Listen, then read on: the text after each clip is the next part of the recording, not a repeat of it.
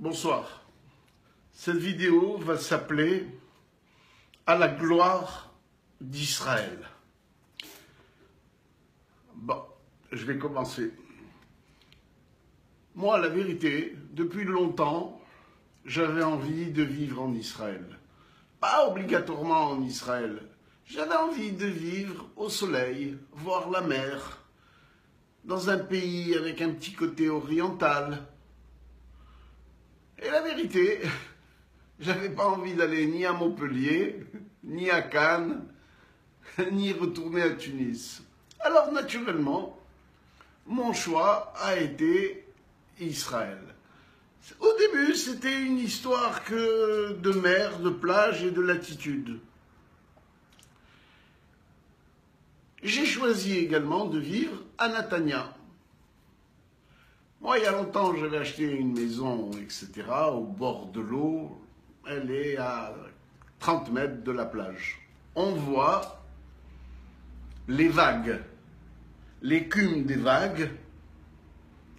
On les voit mourir sur le sable. On dirait qu'elles font la queue pour mourir.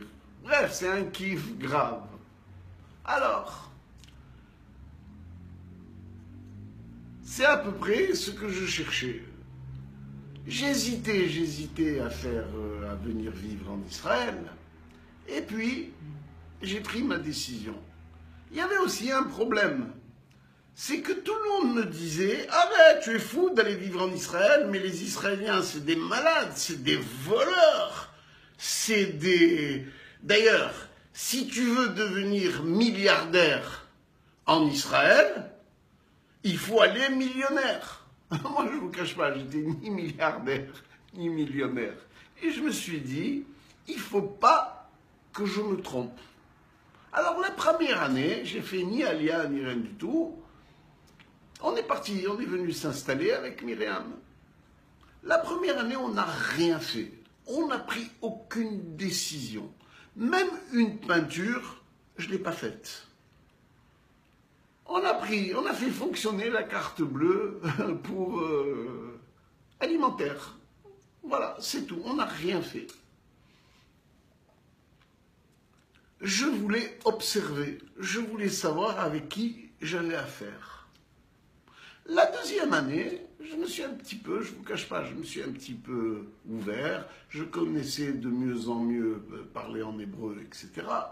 Alors, j'ai voulu refaire la peinture de ma maison. Alors, qu'est-ce que j'ai fait, moi? J'ai pas pris ni un français, ni un ceci. Je suis entré directement dans la gueule du loup.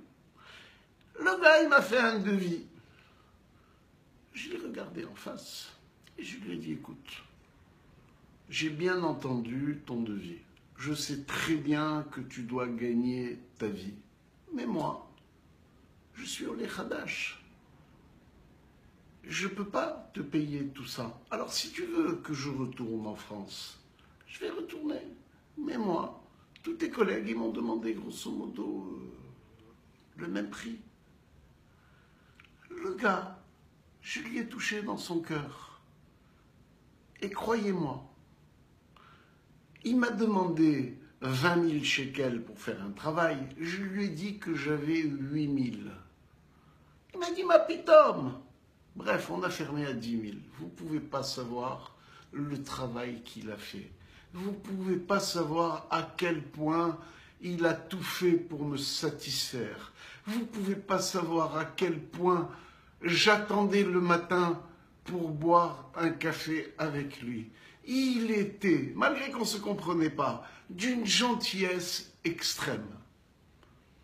Alors un jour aussi, j'étais avec un ami, un Français, qui est les Israéliens. Les Israéliens, c'est des voleurs, c'est des ceci, cela. Je lui ai dit, qu'est-ce que tu racontes? Moi, on m'a jamais volé. On m'a jamais triché.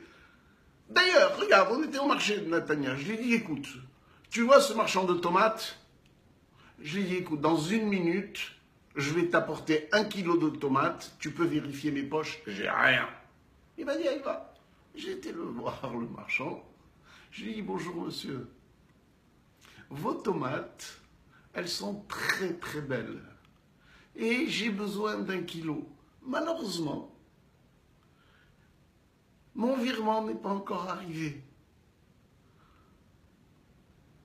Alors il m'a dit, prends 2 kilos, prends 2 kilos, et il prend. Il met ses grosses mains dans un cellophane, dans un plastique, et il me dit, à la rassi. Je suis retourné chez mon copain, j'ai dit, voilà, c'est ça Israël, il faut savoir demander, il ne faut pas te prendre au sérieux. D'ailleurs, moi, ma technique maintenant, chaque fois que j'ai besoin d'acheter, demander de ceci, de ça, je fais comme si que je suis un mec, un adolescent de 14 ans. Et je m'adresse à ces gens-là, je leur dis s'il vous plaît, commence, et j'obtiens tout. Toutes les portes, elles s'ouvrent. Ou alors une autre technique. Chaque fois que vous vous adressez à des gens, vous faites semblant que vous vous adressez à la femme la plus... à Claudia Schiffer. Une belle femme. Alors, vous lui parlez avec des yeux d'amour. Vous lui dites, il faut que vos yeux y brillent. Il faut accrocher un sourire. Et d'un coup, vous obtenez le tapis rouge. Le tapis rouge avec les boules dorées, même en plus. Et si vous ne me croyez pas, je vais vous raconter une autre anecdote. Un jour, ma femme, elle me dit, il y a un tioul avec un bus, on va visiter les tzadikim. J'ai dit, quel tzadikim? Moi, je ne veux pas quitter ma maison, je ne veux pas, je suis fatigué, je suis diabétique, etc. Elle a insisté, je lui ai dit non. Elle a insisté. Je lui ai dit, tu es blida, je t'ai dit, je ne veux pas y aller. Qu'est-ce qu'elle a fait? Tellement elle voulait que je vienne. Le rabbin qui organisait ce tioul, il est venu. Et ils ont insisté, les deux en stéréo. Finalement, j'ai dit oui. Bref, le bus, il démarre. Moi, je croyais que dans les musiques, il allait avoir un kaltoum. Je croyais que c'était un tioul comme un djerba avec la musique et tout. Je me suis retrouvé avec un dvar Torah. Et le Ramkolim, le haut-parleur, il était devant moi. Et le gars, il commençait à hurler « Akadash, Baruch, Akadash !» Je me suis retrouvé en transpiration, j'avais des palpitations, c'était horrible pour moi. Bref, on arrive à Khedera. Il y a une afsaka, une récréation en hébreu. Post-pipi, je descends, je respire. Et quand je devais remonter, j'ai dit à Myriam, je peux plus. Je ne veux plus aller. Alors si tu m'aimes un peu, va avec tes copains, moi laisse-moi, j'ai besoin de rester seul, j'ai besoin de trucs. Finalement, elle a accepté. La mort dans l'âme, elle a accepté. Moi, je me suis retrouvé seul dans une autoroute avec un t-shirt, un short, et j'avais des tongs. Qu'est-ce que j'ai fait?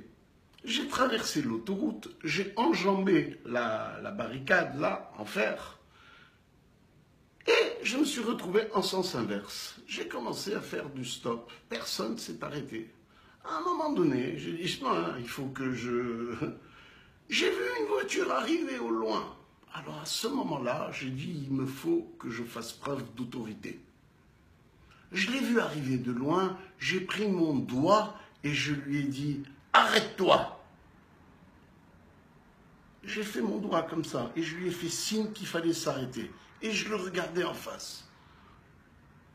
Roi Stalitfilim, le gars, il s'est arrêté comme si que par magie. Sans lui demander quoi que ce soit. Je rentre dans la voiture et je lui dis, écoute, si tu vas par là, moi aussi je vais par là. Alors on va être deux à aller par là. Il n'a rien dit. Au bout de 3 minutes, j'ai vu, moi, dans son pare-brise, dans sa voiture, plein de raves et de ceci et de cela. J'ai compris qu'il était religieux.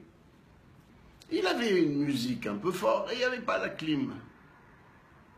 Qu'est-ce que j'ai fait, mouche blata? J'ai appuyé sur le bouton de la clim et je lui ai dit ferme tes fenêtres. J'ai baissé le son de la radio et je lui ai dit écoute, si tu es gentil, allez, continue à être gentil. Voilà, on se retrouve à Natrelette, la bifurcation pour arriver chez moi. Je lui ai dit écoute, puisque tu as fait une bonne action, fais un petit crochet, et moi j'habite pas très loin. Le gars, il me dit bracha, bracha, tout ça en hébreu. Wada, wada, je me retrouve en face de chez moi. Alors, puisque j'ai vu qu'il acceptait les ordres, je lui ai ordonné de s'arrêter et de boire une boisson à la maison. C'est ce qu'il a fait. De toute façon, il n'avait pas d'autre choix. Il rentre dans la maison. Et là, bon, c'est pas honteux d'avoir une piscine. J'ai une piscine. Ses yeux, ils brillaient. Je n'ai rien dit. Je suis monté dans ma chambre. J'ai mis un maillot. Lui, il avait la même corpulence que moi. J'ai pris un autre maillot. Et je lui ai pas dit, tu veux. Je lui ai dit, allez, va mettre ton maillot, on va plonger. Le gars, il a suivi. Wahda, wahda. On se retrouve tous les deux en train de nager.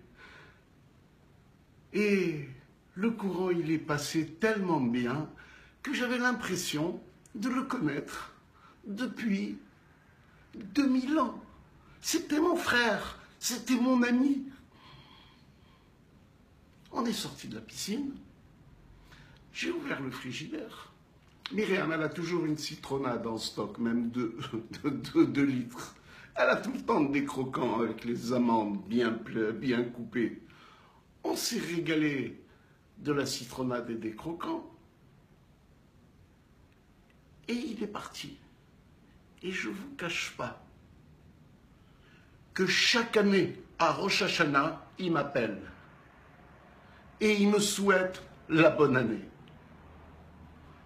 Alors moi, je vais vous dire la vérité. Ce pays, la Bible, elle a raison. C'est le pays des Juifs. C'est le Gan Eden. Moi, personnellement, je ne vous cache pas que je fais un kiff tous les jours, toutes les secondes, toutes les heures. Alors, je ne vous dis pas de faire votre alia, mais je vous dis continuez à collectionner les titres de propriété. Continuez à fréquenter les gens qui ne nous aiment pas. Et continuez à traiter les Israéliens de voleurs. Eh bien moi, je peux vous dire, vous vous trompez. Voilà, vous me regardez en face, vous vous trompez. Les Israéliens, c'est les gens les plus gentils du monde.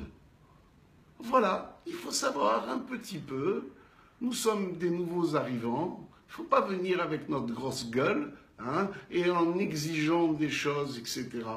Et on baisse d'un ton, et vous allez voir que vous allez être dans votre pays. Dans votre pays.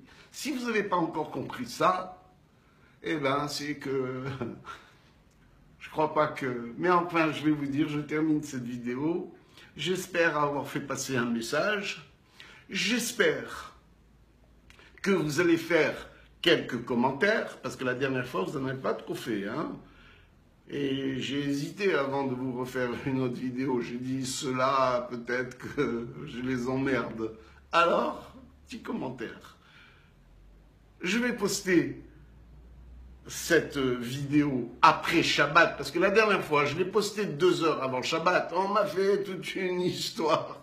Alors, je ne recommence plus. Allez, je vous embrasse. À bientôt.